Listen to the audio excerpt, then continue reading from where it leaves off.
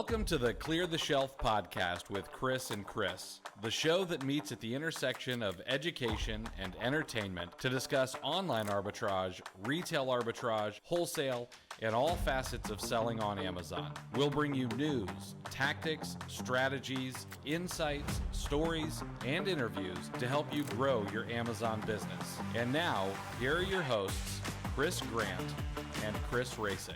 What is going on, everybody? Welcome back to the Clear the Shelf podcast. As always, I am joined by my convivial co-host, Chris Rasick, and this week we're going to be discussing Keepa again. Keepa it's arguably the backbone of any Amazon business, or at least arbitrage and wholesale businesses. It can also be a bit of a bear to understand. There's so much to it. Which is the reason we created Keepa Academy, if you'll forgive the shameless plug. But what we want to do today is we kind of want to answer the questions that you people have, and we want to try to shed a little bit more light on the areas of Keepa where people get confused, because there's a lot more to it than what meets the eye. A lot of people just see the graphs and the charts, and they never go any further, but there's so many layers to the onion that is Keepa, and we're going to try to peel those back with as few tiers as possible today. So before we do that, we should discuss a little news of the week, and it's December 5th when we're recording this, so it's not too, actually, a little side note for those of you who may be interested in this. December 5th is the night of Krampus. I don't know if you knew that, Chris. So I got my guts in a bag right behind me, just nice. Off camera. It's the night that Dwight Schrute comes into everyone's home and takes the naughty kids. But no, we're not too far removed from Black Friday, Cyber Monday, the 5-day festival of consumerism. And I figured we should probably go over a couple of numbers because, to be quite honest, they were better than I expected. Cyber Monday sales grew 5.8% year over year to a record $11.3 billion.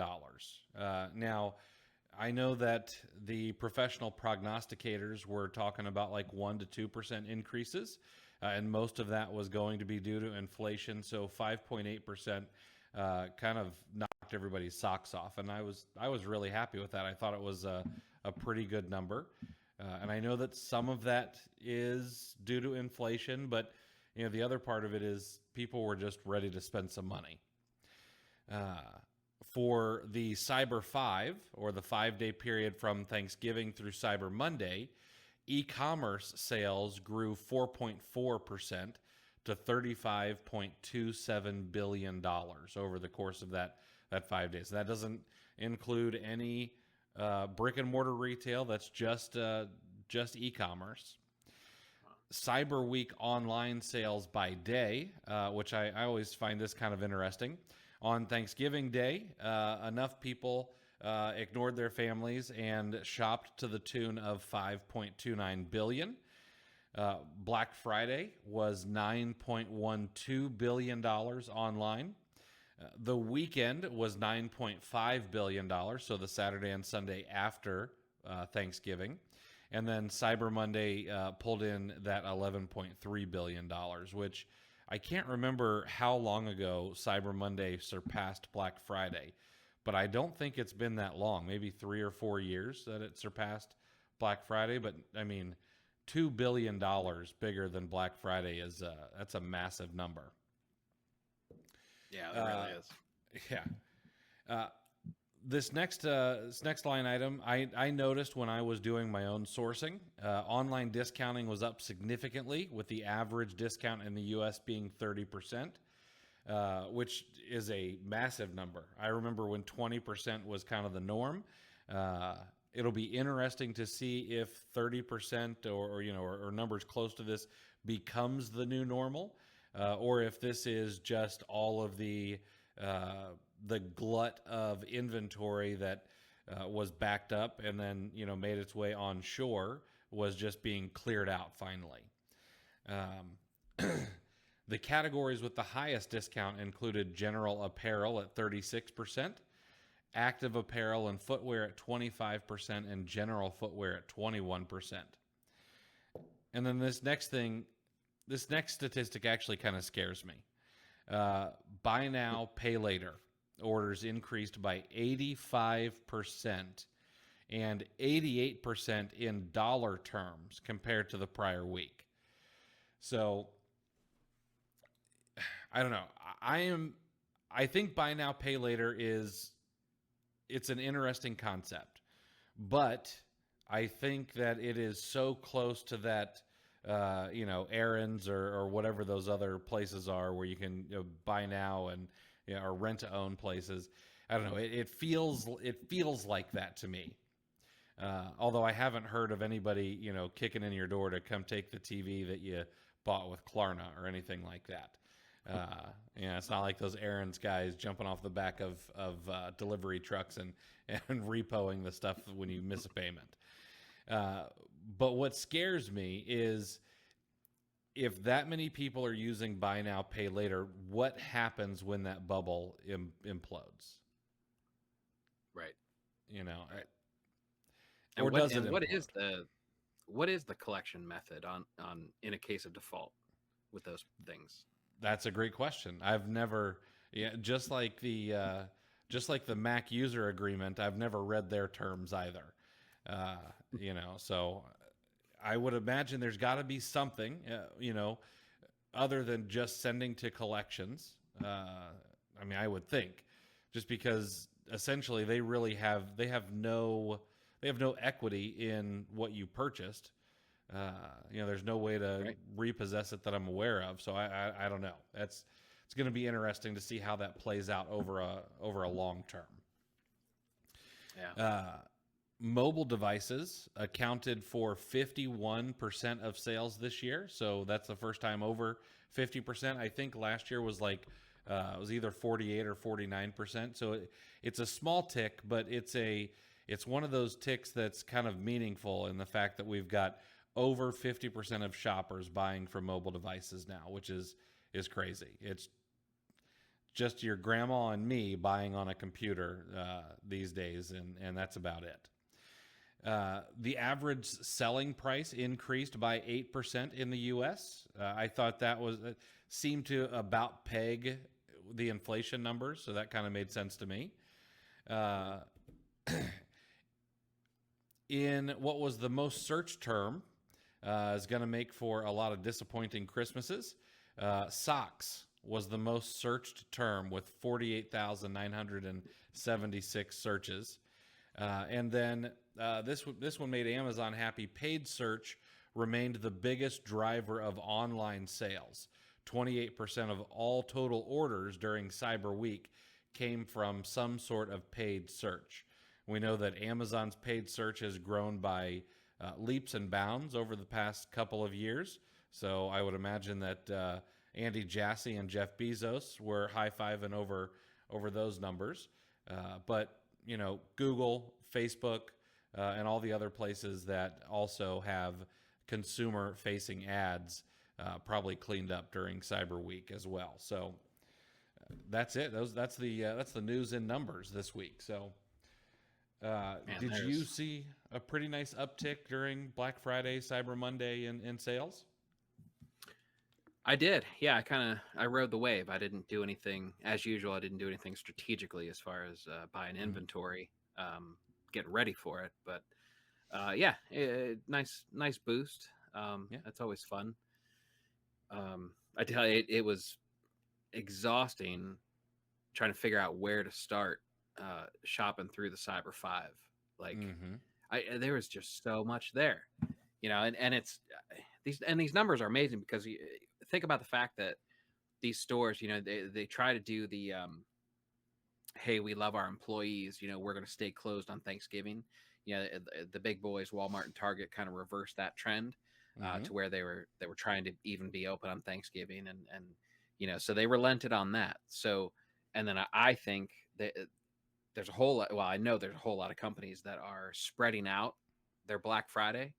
You'll see people in early November saying, "Hey, early Black Friday deals, blah blah blah." So they're trying to, get I think they're trying to replace that. Now that it's not the starting gates, on a horse race or something, that like you typically saw in Arnold Schwarzenegger and Sinbad flicks and stuff like that, where you bust through the doors as soon as they open.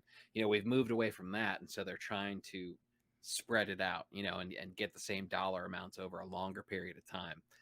So to see these numbers and hear these numbers that you're reporting, it makes it all the more impressive, knowing what the stores are trying to do, as far as what we're used to in years past. But I really, so I don't, on Black Friday, I've never, when I was a teenager, I used to go out with a family on Black Friday, and it was like a big thing. Once I became an adult, I realized the error of our ways, and I was like, no more Black Friday for me. But this year, I had to go up to 2 stores. Black Friday is the day that we put up our Christmas tree and all the decorations, and move from Thanksgiving to Christmas. So I had to go buy a new tree because I pulled my tree out and it was busted. And I had to go get some lights from Target.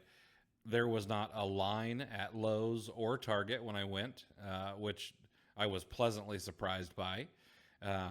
Unfortunately, the opportunity for me to deck somebody trying to take the last thing I was looking for, I also missed. So, has its ups and its downs. But yeah, it was very different. A lot less people-y at the stores on Black Friday, which is good for me. But yeah, very, very interesting. So, and I honestly, I like them spreading it out a little bit. Like, I don't think anybody should have to be up at 3:30 in the morning to go get a deal on something. And it probably makes their employees a lot happier to not necessarily have to deal with the throng of people trying to get in to get the TV they want on sale. Yeah, it makes sense, and there's a lot of information coming out. That it kind of lost its luster. I mean, it became, you could easily find out. I mean, once the word got out that companies were making special Black Friday editions of stuff, like that TV that was originally $1,500 that you could pick up for $299. Once you found out that was made specifically for Black Friday, and it only had one HDMI port, where every other model that company offers has at least 3 or whatever, which that's just an example, but it was basically stripped down. I mean, they're making bare bones models, and kind of, we kind of saw behind the curtain, that we know that stuff was artificially marked up maybe prior to, which that's not specific to Black Friday. Companies do that all the time. But we kind of learned the tips and tricks, and it wasn't quite as special. And then you couple that with the wave of employees demanding better working conditions overall. It almost had to go away, and I think it'll be better long term for these companies, and probably us, and the deal seekers out there as well. Just if you kind of spread it out and not make it a timing thing, and a luck and violence induced shopping experience. Right. Yeah, I agree. I think it's good. I think it is good long term. Can we back up to the socks though? Yes, absolutely. That was the most searched term over this period of time. Yeah, this was so these numbers come from Adobe Analytics, and apparently that was the most searched term. That I don't know where they get their data, because I would think that AirPods or iPhone would certainly outdo that. Right.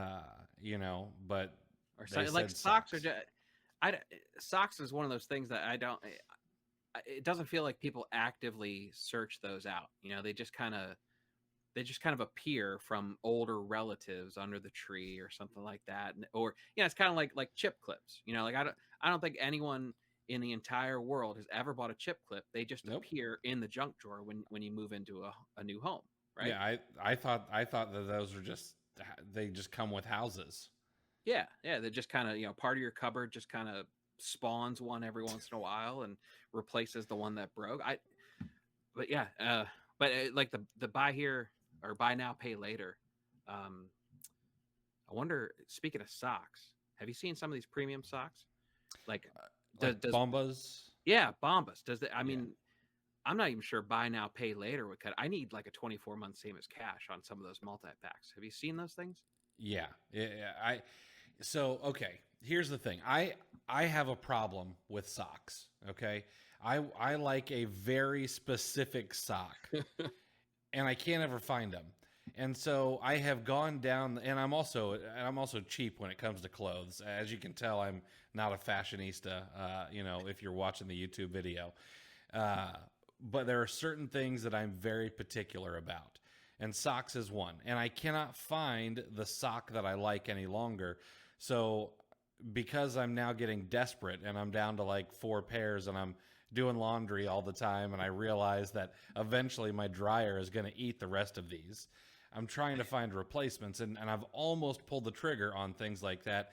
And then I'm like, well, you know what? I'd rather have my family eat for the next month than me have these socks. So, What? By the way, all the foot fetish portion of our audience just turn the volume up. What are these characteristics of these socks? What does Mr. Grant demand in his footwear? okay, I like a cotton sock. I don't like very much spandex or whatever else they put in socks to make them stretchy. I want a no-show like sock made out of the 1982 coach's socks that you pull up to your knees. That like fall down halfway through the game. But I want those in a no-show, okay? And you can't get that anymore. Everything's mixed with some poly cotton blend, and it just irritates the heck out of me. Under Armour was one of the last companies who had like a really nice 100% cotton sock, and they moved on to a new poly cotton blend, and I don't care for it. And so if you've got some sock recommendations, please don't slide into my DMs because that's going to be weird, but I'm more than happy to show me a picture of your feet so I can give you a better recommendation. Oh, man.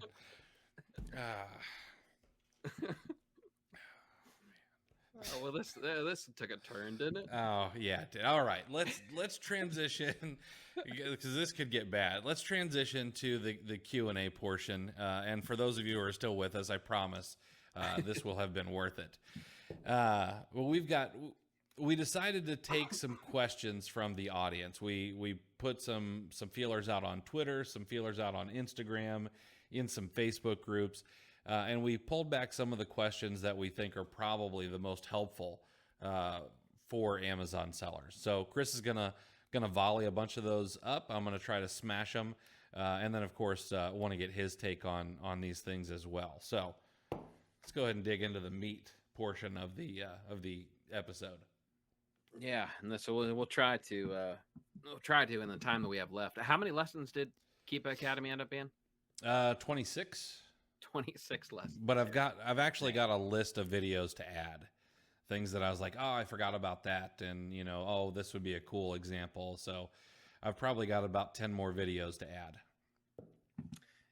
I hope that sinks in. Like that's where I was. Like the revelation. Like once you finally dig into Keepa, especially if you do it for a while and you're dabbling and you think you got the highlights and but you think it's just essentially a 1 or 2 trick pony, and then you really dive into it.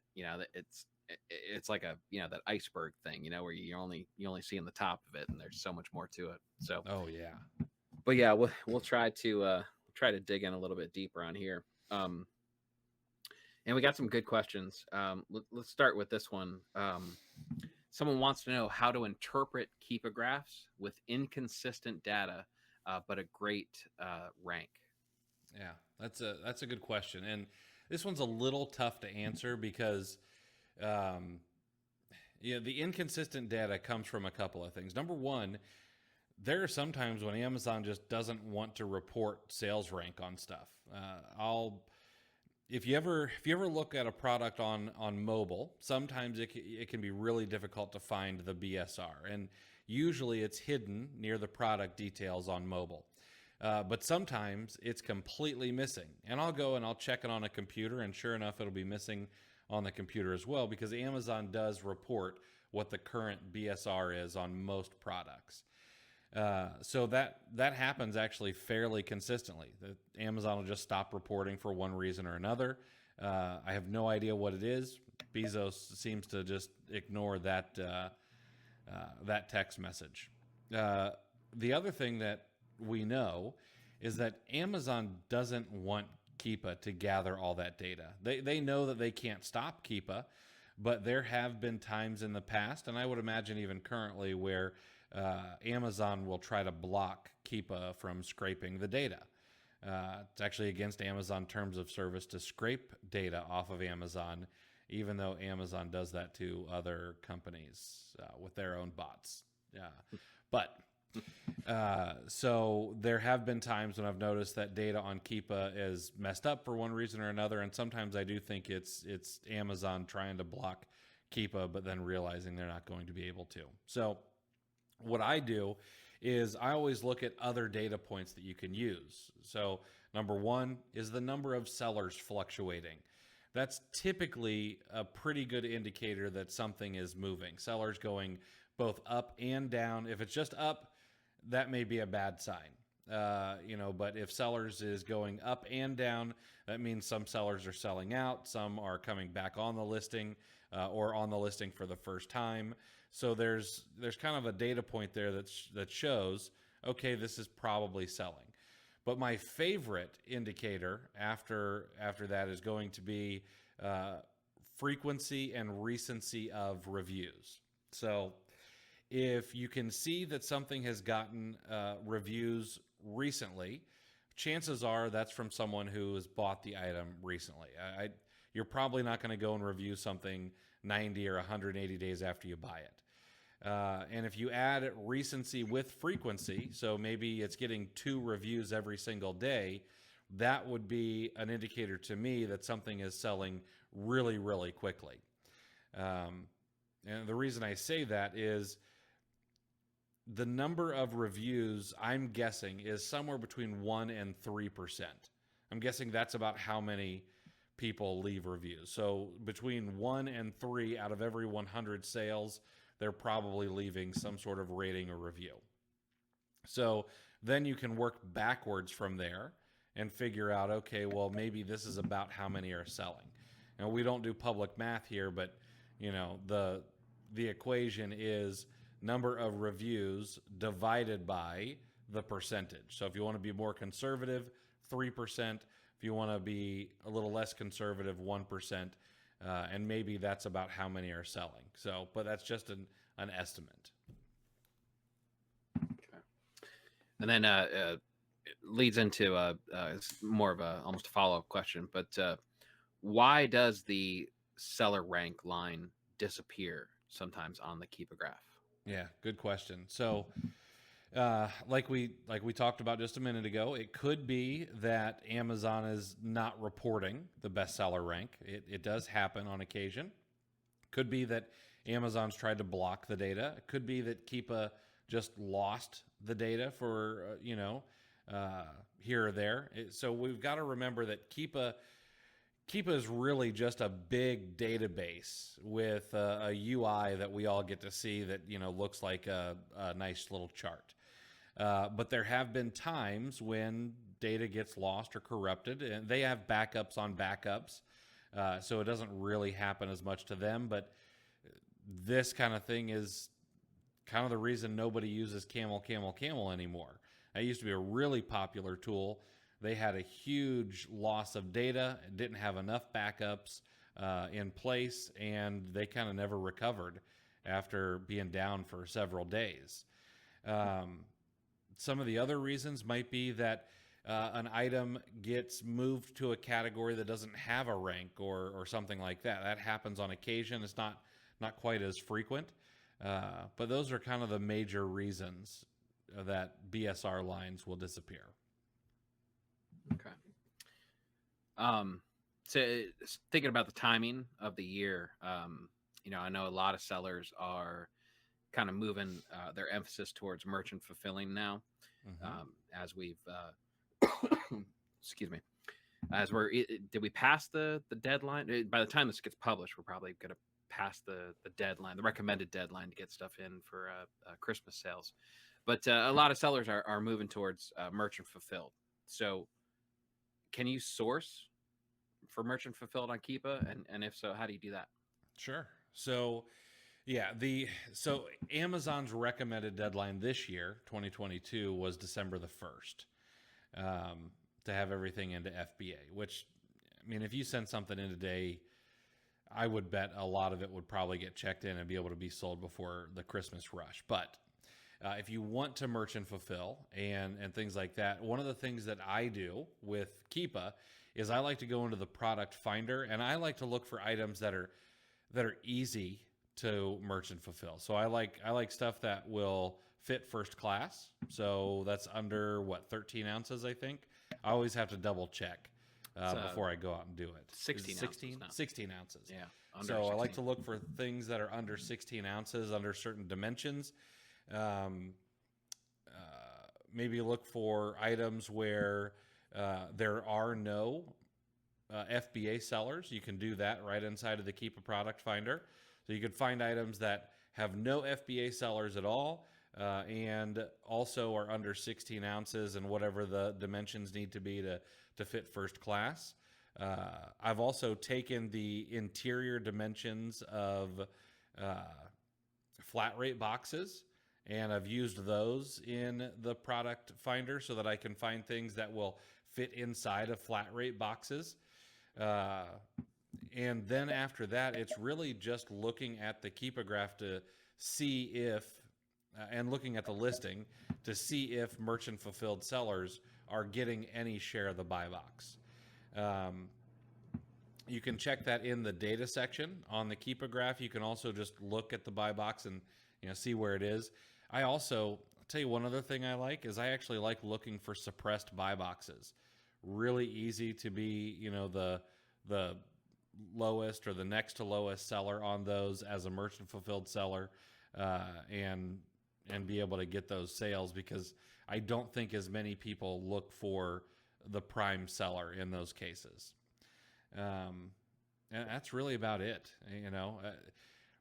I know a lot of people want to say, oh, well, I want to know for sure that I'm going to be able to sell this merchant fulfilled. There's not a way to know with like absolute certainty. We have to remember that the data that Keepa has is really, really good, and it's the best we have. But you're also going to run into things like regional buy boxes. So, for example, let's say that Chris and I are selling the exact same thing, and he's looking at the listing from Ohio. I'm looking at the listing from Florida, and we're both, let's say Chris is FBA, and he sent his stuff into the CMH warehouse down in Columbus. Let's say that I'm merchant fulfilled.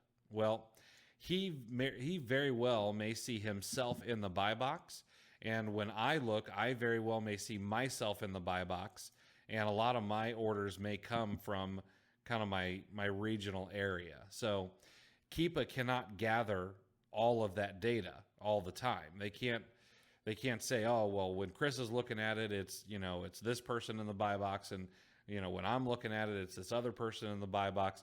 So they have to give us data that's as good as they can get. And so sometimes you kind of have to read between the lines a little bit as well.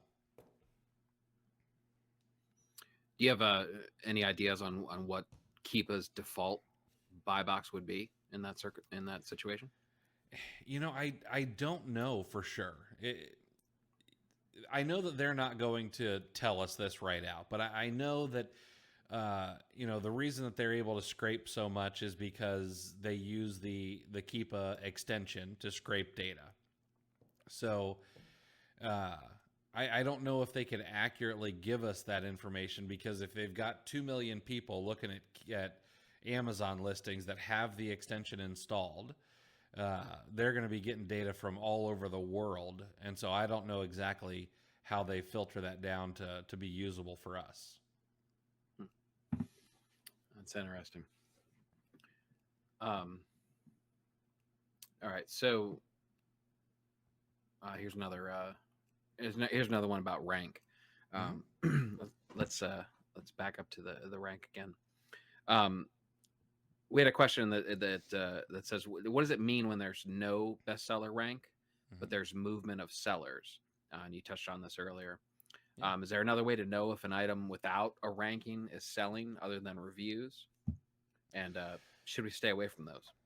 Yeah, I definitely don't think anyone should stay away from items that are not ranked.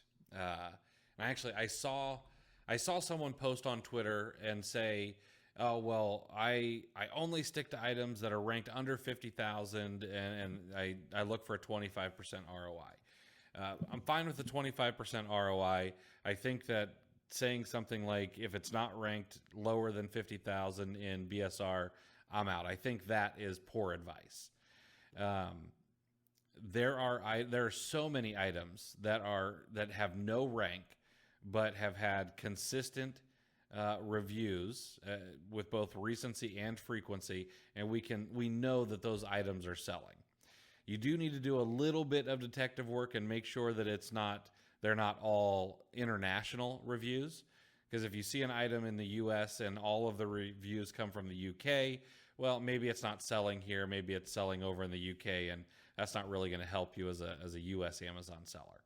But typically, frequency and recency of reviews and movement in number of sellers, those are the best indicators we can have that something is moving, even if there is no BSR line.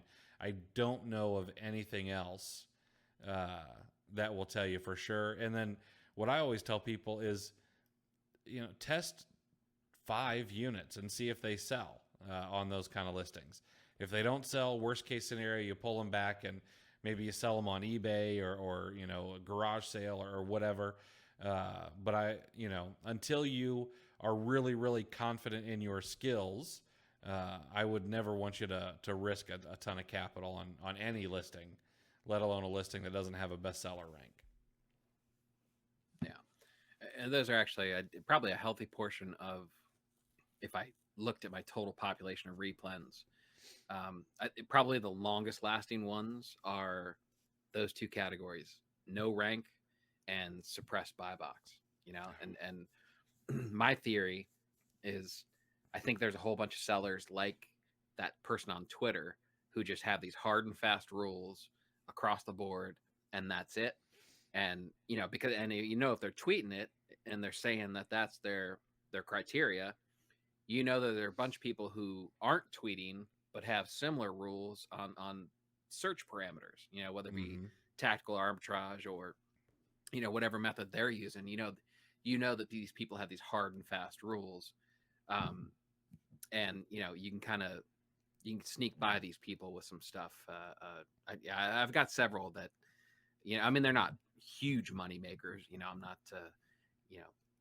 not lighting it on fire with this stuff, but you get enough of those, and we're in an environment where I think the average lifespan of a replen overall is probably shorter than what we're used to. It's shorter than what I remember from when I started just a few years ago. But if you can just have a nice little replen, even if it's just a dozen a month or whatever, but you can do it month after month, you get enough of those collected, and you've set a nice floor, in my opinion.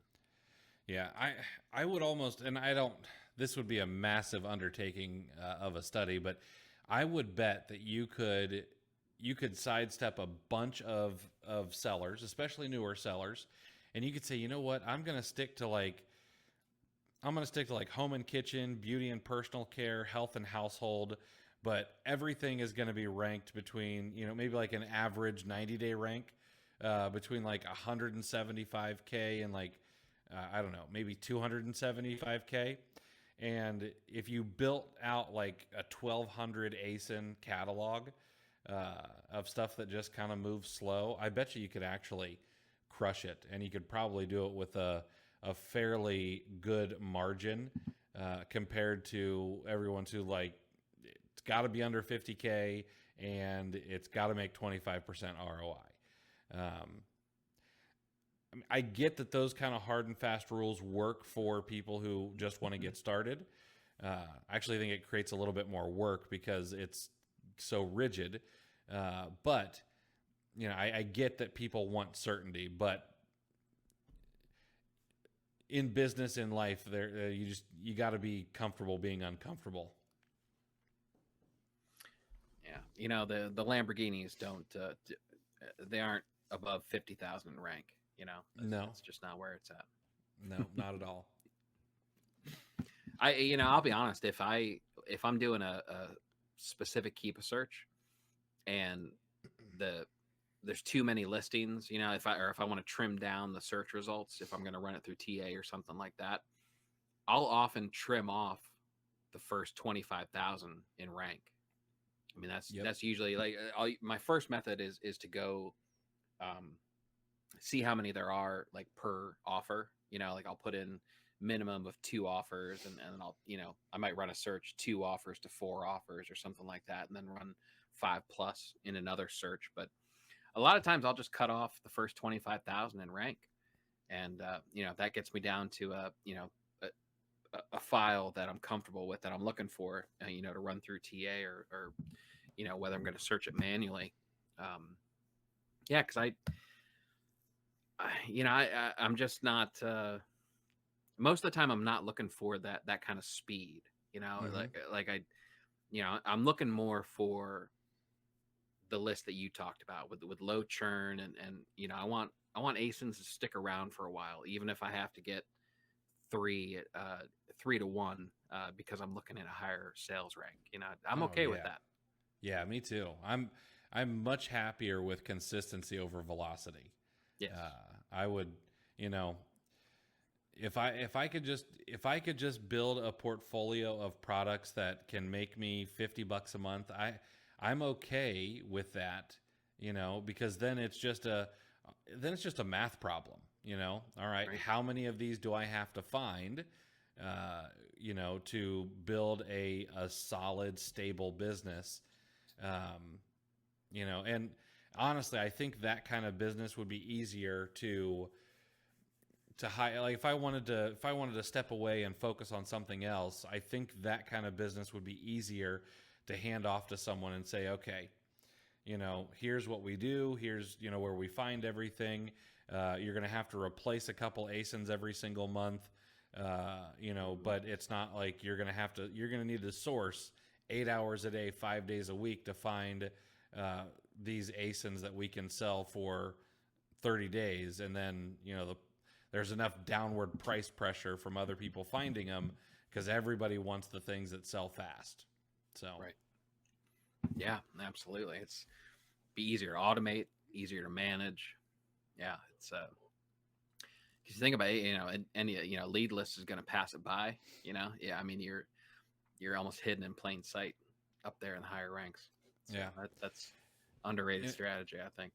And I'll tell you something that's fascinating though. Like, yeah, I like that strategy, but I know it's not the only one that's right. And I would, my ego's not big enough for me to try to say something like that either. But I'm working on getting us a guest, and he focuses on listings that sell like thousands of units a month, and it's okay if it makes 25 or 50 cents, but he's like, I churn money so fast, as I'm trying to get him on because he's got an interesting story. I don't know how much more I can talk about before I get him to agree to come on, but it's going to be an interesting conversation because his business is 180 degrees from anything I want to build. Mm-hmm. So that will be interesting. So at the high velocity, we're hitting around, lead list finding something, and the opposite of what we were just talking about would be products prone to price tanking.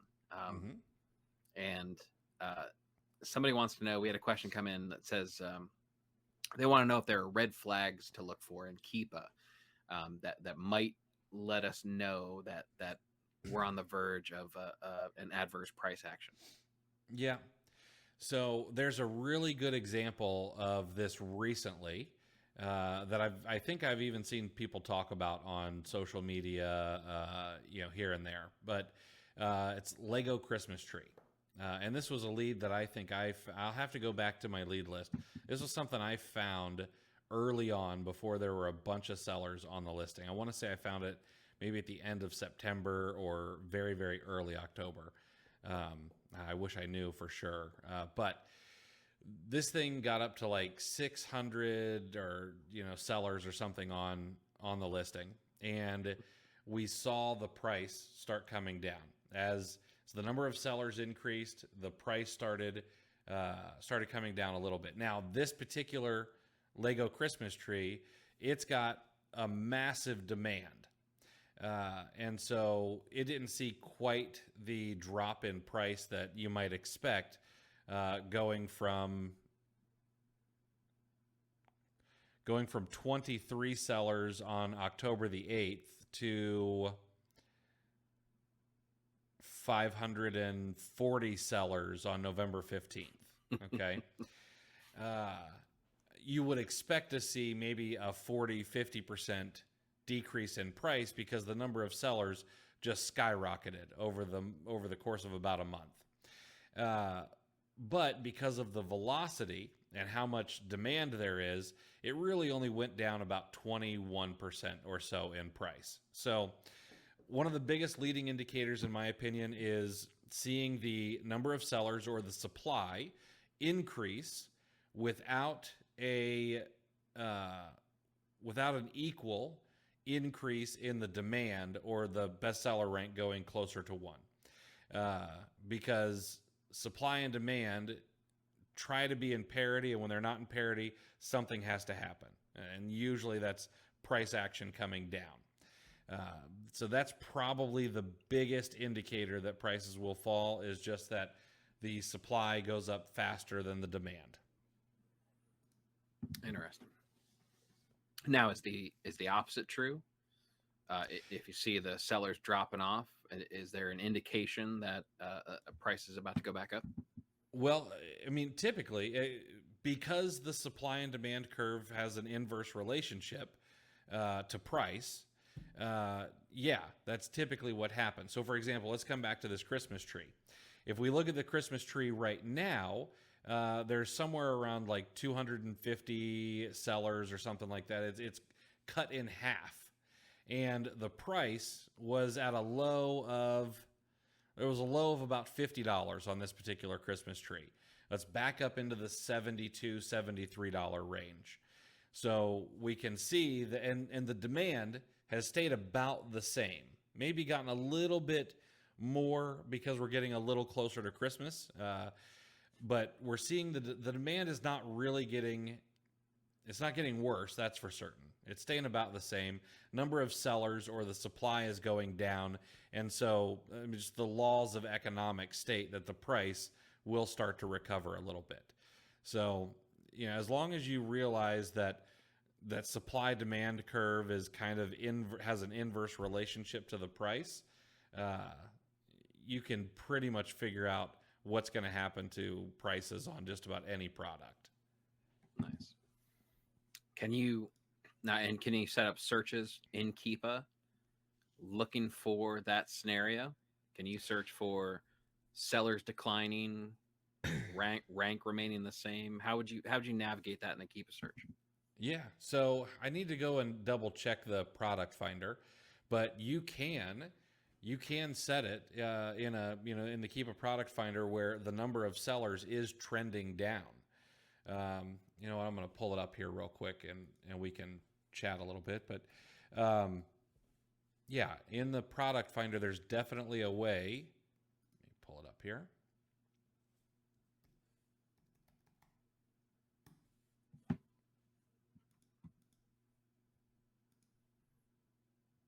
Because that could be, I think Amazon sellers love to speculate. Like what's the hot toy going to be, or what's the hot Valentine's Day candy, and how are jelly beans going to be this year and stuff. So, oh yeah, it seems like that could be a fun search. Some some pretty safe gambles could be made on that. Absolutely. So one thing you can do in the Keepa product finder is the new offer count.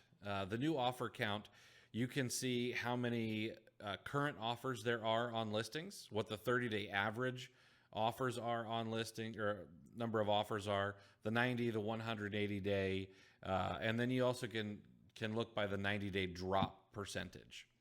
So one thing you could do on a listing is I could say, okay, well, I'd really like to look for items where maybe the 180-day and the 90-day average number of sellers is higher. Maybe let's say 50 to 100, but the 30-day average number of new offer counts has gone down. Let's say it's between, I don't know, 20 and 30. Well, that would bring you back items where the average number of new offers on a listing has started trending down. You can also search by a 90-day drop. So if you wanted to see the number, let's say you wanted to see items where the number of offers has come down anywhere between 15 and 30% over the past 90 days, you could also search for that. And that would show you items where the number of offers is trending down over the last 90 days as well.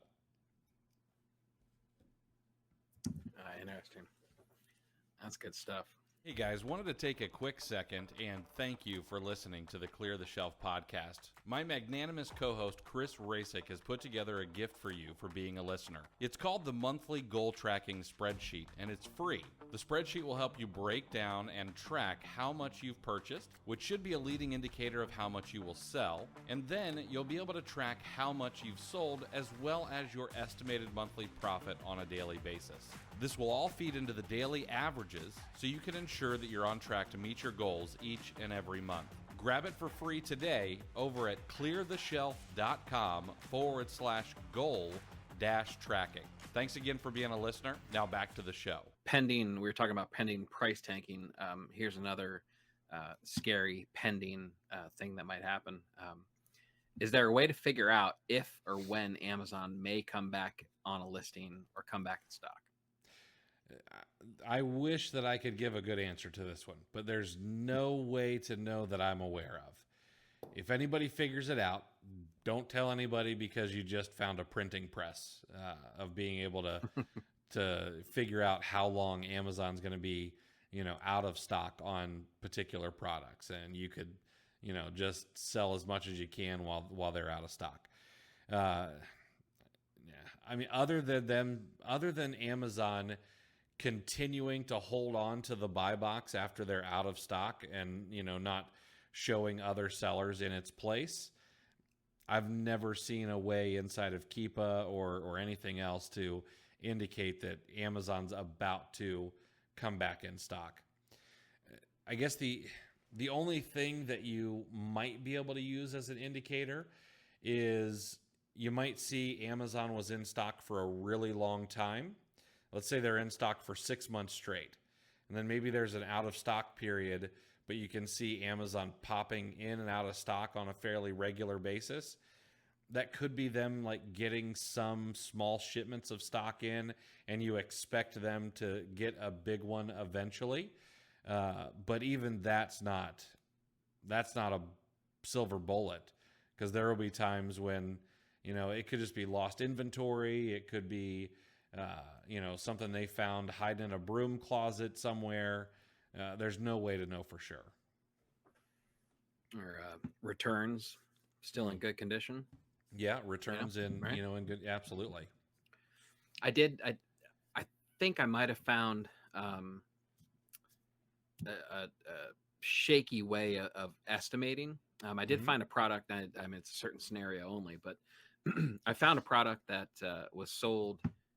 Amazon sold it, Target sold it, and a couple other retailers, and they all sold it at the same price, right? So I'm assuming that was MSRP. But Amazon had gone out of stock. Target was still in stock, right? So the Amazon listing had gone up. It sells for $99 normally when Amazon and at Target. Amazon went out of stock, so it went up to about $150 with no Amazon inventory. So it's still at Target for $99. had a little bit of profit. It's kind of big, so the return wasn't great, but it's double-digit profit, so it's worth looking at in my opinion. Mm-hmm. So I did a Google search because I'm banned on Target, so anything I find at Target, I have to find somewhere else. So I was looking at other stores, and I remembered a similar scenario. So I found it from the company itself, right? But it wasn't like a full blown e-commerce site, but they did have it on there, and they actually said they were out of stock, but they gave an estimate on how long the back order was going to last. Interesting. So they said it should ship mid-December, right? So I'm wondering, if I'm gonna keep an eye on it and see if maybe if Amazon comes in stock mid to late December, chances are it may mirror that back order. Yeah. So and I'm just wondering if maybe checking other retailers that also sell it, and maybe the stores that give you a little bit more information on how long they estimate the back order to last might be some sort of indication on the big wholesale shipment in general. Yeah. I think that's a fair assessment. All right, I'll keep tabs on it, and maybe I'll keep you updated. Yeah, I'd like to see what So, happens on that one. Next question is, when might it be best to get on a listing with Amazon, or at what percentage of them sharing the buy box is it a good idea to hop on a listing with Amazon? This is a good question and kind of a tough one to answer. So the first thing we've got to do is we've got to go back to, we have to remember that Keepa Data is not going to be 100% accurate. So let's say, for example, that we see a listing and it says that Amazon gets the buy box 100% of the time. That may not be quite accurate. They might get the buy box 98% of the time, and other sellers get a sale here or there. There's just no way to know for sure. So personally, what I like to see is I do like to see Keepa showing that there is a good percentage of sales going to other sellers. I don't hop on listings with Amazon very often. All right. There, in my opinion, out of the 400, 500 million ASINs on Amazon, there's so many out there that Amazon is not on that I typically don't compete with Amazon. But I know a lot of folks who do, and they'll go on whatever Amazon's on. They don't care. Some of the things that I will hop on are like Amazon Fresh listings, because what you'll notice, or what I will notice, I have Amazon Fresh available to me because I live in a large metropolitan area. I live in Orlando, or outside of Orlando. So I can get just about anything delivered in 2 days, or Amazon Fresh, the same day. But what you'll notice is on Amazon Fresh listings, there are always sellers at a much higher price. And they get most of the sales because Amazon Fresh is only available in usually larger metro areas where there's a Whole Foods nearby, stuff like that. All the other folks are ordering from the sellers who are 4 or 5 times the price. So those ones I'm all for. The other ones I like personally are going to be the ones where third-party sellers are consistently cheaper than Amazon. These listings I don't find quite as often, but there are listings out there where Amazon's consistently at $50, third-party sellers are consistently at $47, and you can see that third-party sellers are getting the majority of the buy box. Other than that, I like to sell in between Amazon on occasion. You can't see them, but I've got some. Every time I do like a Funko Pop Amazon to Amazon flip, I tend to keep one, and they kind of get put at the top of the bookshelf. And so I like those when Amazon goes in and out of stock. But if I see that Amazon's sharing the buy box, I don't know, maybe 10, 15% of the time, and the number of third-party sellers is moving up and down, I might give something a try. But when I do it, it's going to be a really small test, like 3 to 5 units, depending on what my cost of goods is going to be. And I'm going to see how quickly I'm going to sell through it. If it's something that sells, 10,000 units a month and you can get, 0.5% of the sales, not going to be a problem at all. But if it's something that sells, 10,000 units a month and you can only, get one off here and there, you're going to have a bit of a problem. So my suggestion is always test really small on those listings, see how they work out for you, and then go bigger over time and kind of as you get a feel for it yourself. Because it still makes me nervous as all get out to hop on a listing with Amazon. You just never know when they're going to be like, all right, time to tank the price on this and never bring it back up. And then I've got to either do the same thing or just get rid of the inventory. Yeah, or they just come into stock at the same cost that you bought it. Yeah, and they just when you sourced it, they weren't anywhere to be around, and guys, kind of like my Royal Canin animal food listings. They got a big old shipment. they have not run out for a long time. I think that company painful. figured out their supply chain issues finally, and that's probably the Right. issue there. Right. See, that's something. That's one of the other reasons I don't necessarily compete with Amazon is they don't have to play the game like we do. Now, I have been a proponent in the past of not necessarily, and I know we've both talked about this. You shouldn't necessarily only look at the ROI of one particular ASIN. You should look at like your, the averages and stuff like that. And that's what Amazon does. They're happy to take a loss on certain things because they know they'll make up for it on other items. They're going to make up for it on an Alexa that you buy because you bought, I don't know, you bought Ritz crackers and it cost them 5 cents. But we don't have the pleasure of being able to do that, on such a long timeline as Amazon does, or we'll end up being out of business.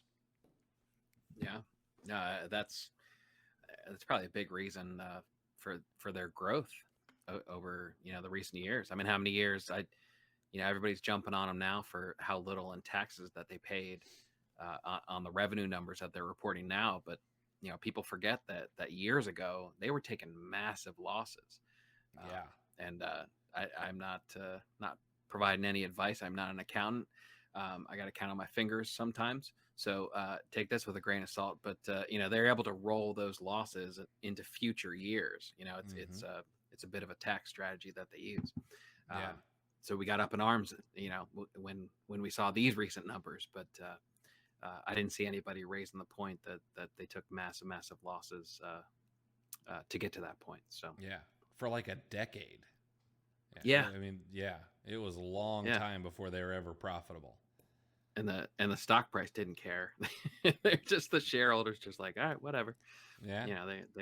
They saw what they needed to see elsewhere in the disclosures. So all right. So sales data. We talked about that. The offers section. I love this section. Is the number of sales accurate in the offers section on Keepa Data?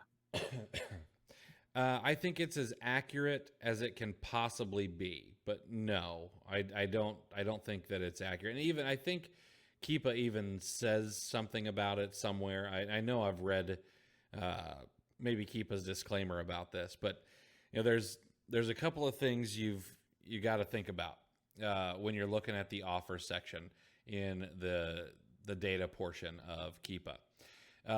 One, you've got to think about restocks, which Keepa does try to keep track of that. If Keepa is tracking a listing that you're on, and they're pulling how many units you have in stock, and let's say that you have 2 units in stock today, but 5 more get checked in tomorrow, well, Keepa's going to try to grab that information.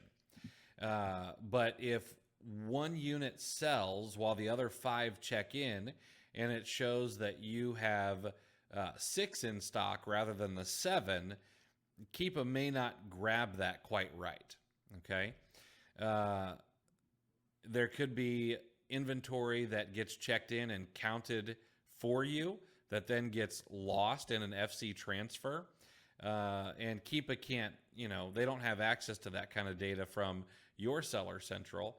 So they can't really, they can't figure that out and make that part of their data.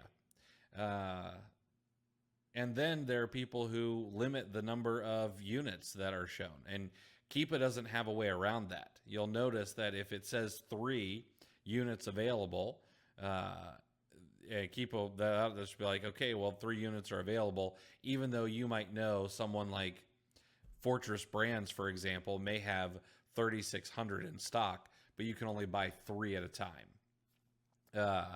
And they can't get past that wall currently.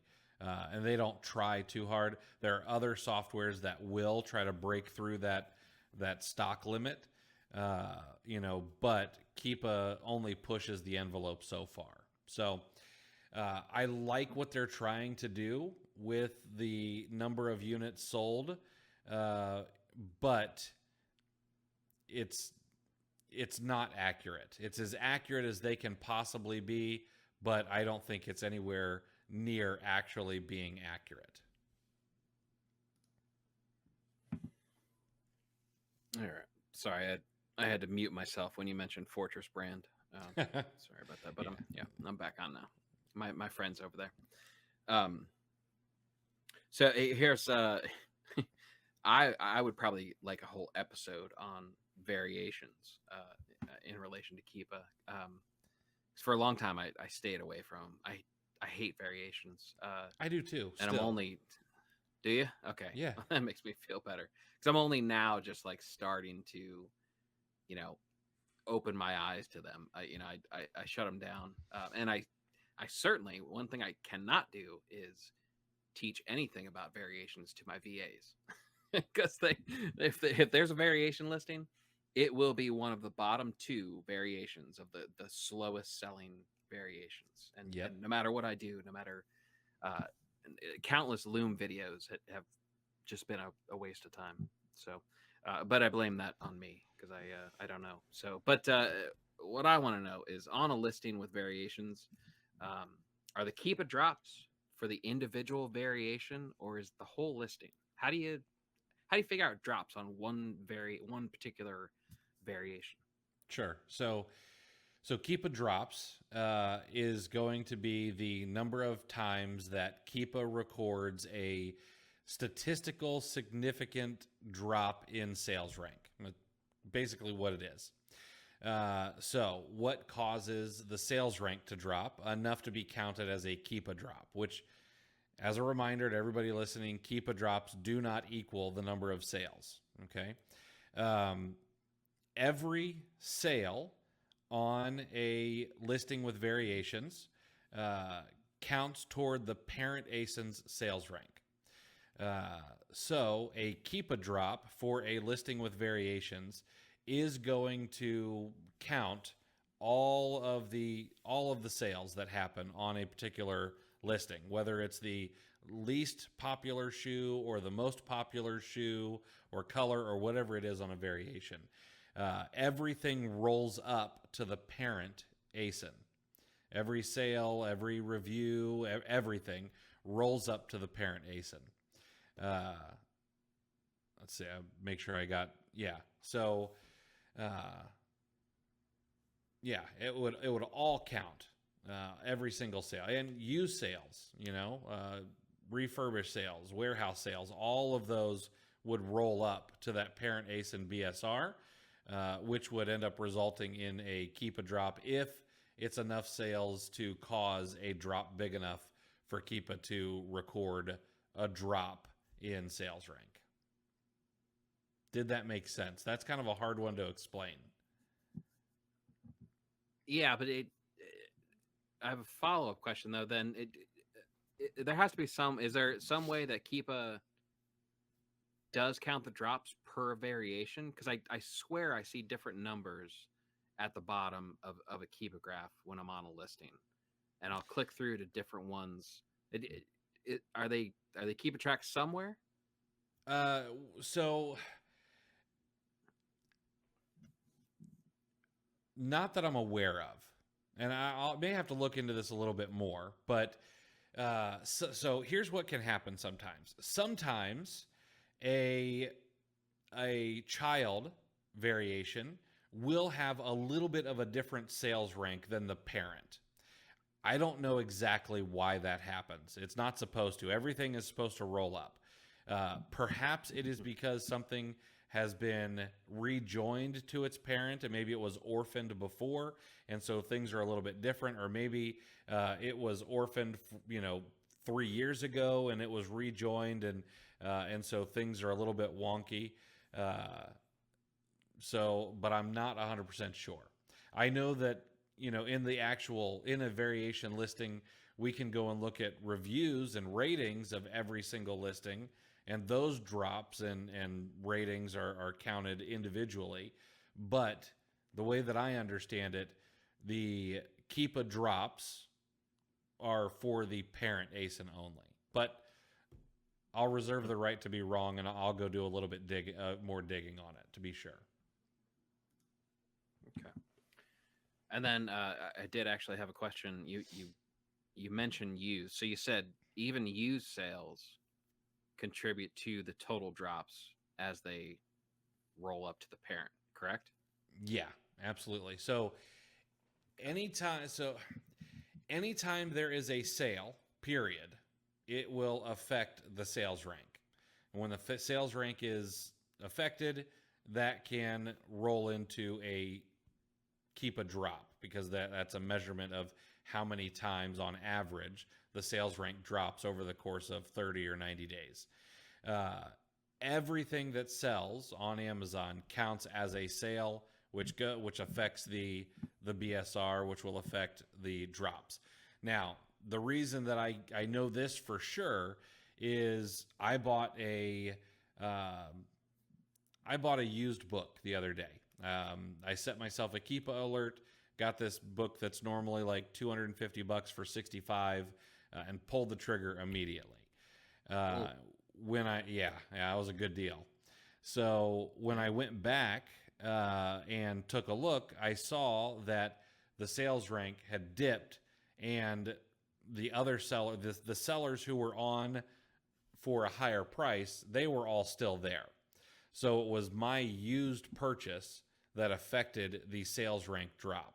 And I've seen this with books that I've sold in the past, and things like that as well. I would have a used book that was ranked 1 million, but I know it sells like once a month, and so you would see that sales rank drop as soon as there was a used sale. And that goes across every category. Any used products, any warehouse deals, any collectible sales, that all counts toward the sales rank of a product, and then will roll into the Keepa drops as well. Okay. A question on the book purchase. Mm-hmm. Did your wife lift the moratorium on you being allowed to buy books, or did you do it behind her back? Oh no, that was totally behind her back. I did tell her afterwards. I am someone who believes in asking for forgiveness rather than permission. And I knew this was going to be, this would be something that shows up and is found, or she's going to be scrolling through the Amazon. She's like, "You spent $65 on a book. What the hell's wrong with you?" And I'm like, "No, I saved this money, honey. The deal, because it was $250." So right. I mean, you get a certain percentage of a discount, and there's built-in forgiveness at that point if you can get a solid deal. Exactly. This is not marriage advice to anybody listening, but sometimes you just kind of got to keep score of some purchases. So I may have a purchase or two that I kind of hold in the back pocket. I'm like, yeah, but look at what you bought. But no, I'm kidding. I would never shame my wife for a purchase she made. So yeah, and that goes across the board. Please don't ever do anything. Don't take any advice. If I ever give a story about my wife, my interactions with her, please do not assume that is good advice. Yeah, exactly. Now, the book that I bought is actually something I think you would be interested in. It's called This Is Earl Nightingale. It's one of his older self-help books. And every time, what is his name? Sam Parr's best friend. Neville. Yes, Neville. Neville Neville says it's one of the books that had the most impact on his life. Every time he tweets about it or does a reel on Instagram or something, the price shoots up. It was at like $450, and then it averages like $250 normally. And so I went looking at Keepa and I saw, oh well, every now and again it comes in for like $90. So I set an alert for $90. That was what I was willing to spend. Sure enough, I think Thrift Books came on the listing for $65, and I had to snag it before anybody else did. Nice. Yeah, the Keepa would be worth the monthly price alone just for Keepa alerts for personal shopping habits. Oh, absolutely. Yeah. My dogs are like throwing up in the background. I'm sorry if you hear that.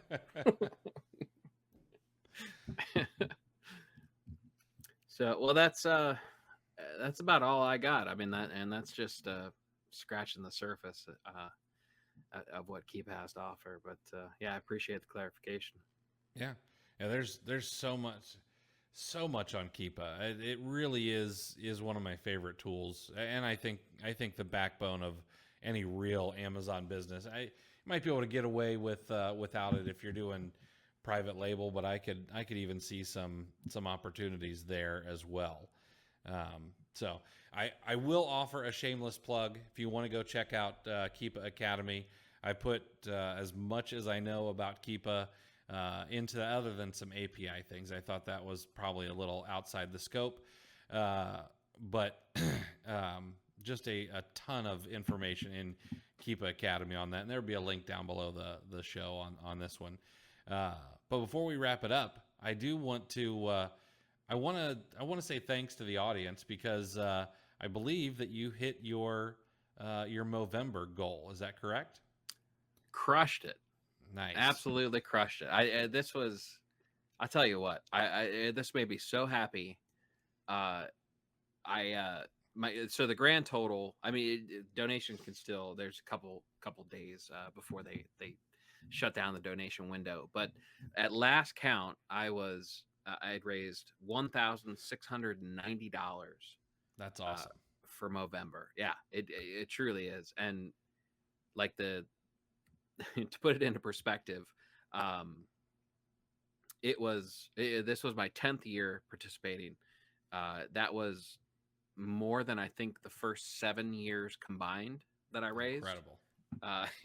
Yeah, and my personal record was 2 years ago. I think I raised in just over $600, raised exactly 600 last year, and then ramped it all the way up to 1690 this year. So I was so pumped. I'm in a platinum club, which I don't know what that is, but and they know me so well. Where did it go? Here it is. For the YouTube subscribers, they sent me a flat brimmed Movember hat. Does it fit? Well, it's adjustable. So okay, yeah, even my enormous melon can get it in there. I have no business wearing a flat brimmed hat, by the way, for the audio people. but no, yeah, yeah, crushed the goal. Huge thank you to you. Your generosity and was very touching. I can't tell you how much I appreciate that. And then bringing the attention to it on this pod. That was also a very pleasant surprise. I really do appreciate it. And if you donated, you're in the audience and you donated to me, thank you. If you donated to somebody else, hopefully there's other people that that participated. thank you for your donations. And even if you didn't donate, for you're one of the people that reached out and you know, acknowledged the fact that I was growing something that looks very, very stupid on my face, but for a good cause. If you reached out to cheer me on, that did just as well. I really do appreciate those. It's something very near and dear to my heart because it's such a good cause, and they do so much with the money. So I'm still pumped up about it. I shaved it off as fast as possible for the audio the audio version of our audience. So I don't do it because it looks good. That's for sure. Yeah. But yeah, Well, thank you very much. Yeah, I absolutely. It's a great cause. So I was happy to support it, and I want to appreciate everybody who did donate. I went through some of them. I didn't go like doing homework on a bunch of them, but I did. I started seeing people that names I recognized who donated, and so it's absolutely appreciated. I was happy to cut the proverbial check once you hit that $1,000 mark. So awesome. Yeah. We've got some cool things coming up, in my opinion. So we've got a couple more episodes before the year is gonna be out. One of them is going to be a Festivus episode, Festivus for the rest of us, and we're gonna have a ton of fun. We're gonna probably break away a little bit from the usual, trying to bring you some value and hopefully just bring you some belly laughs, and maybe some things that we can complain about with Amazon during the airing of grievances. So make sure to keep tuning in because we may set a new record for I mean, we've had some long episodes, but the airing of grievances, once you factor that in, we may break some records. Right. So I think we've got some fun stuff coming up. And listen, we'd love to get your feedback. We'd love to get your ideas. We want to bring you guys along for the journey as we grow this podcast in 2023. We want to make sure that, we're hitting on the topics that are important to you. So please make sure to shoot me an email, slide into the DMs as long as you're not sending me feet pictures or anything. And I'd love to hear about what would be most helpful to you guys going into the next year to make this podcast as valuable as possible for you, and we'll try to continue to make you laugh here and there as well. So I think that's a wrap for this episode, man. Thanks so much for hanging out. Yeah, it's good to see you, man. Yeah, you too. All right, thanks so much for listening, everybody. Make sure to hit the like and subscribe button wherever you might be listening to us at. It certainly helps us out a little bit. Share this with your friends in a Facebook group or on social media, and help us get the word out because it brings us. And we see the numbers go up and to the right, and it makes us want to come back and work a little harder on the not a lot, but a little harder on this every week. So thanks so much for listening, guys, and we will see you next week. Thanks for listening to Clear the Shelf with Chris and Chris. If you enjoyed this episode, please take a screenshot on your phone and share to Facebook, Instagram, or your favorite FBA group, and be sure to tag me and let me know why you liked it and what you'd like to hear more from us in the future. Also, I'd like to give you some free gifts for listening. Head over to rabbittrailchallenge.com and repricerchallenge.com for some free courses to further your business. Thanks for listening.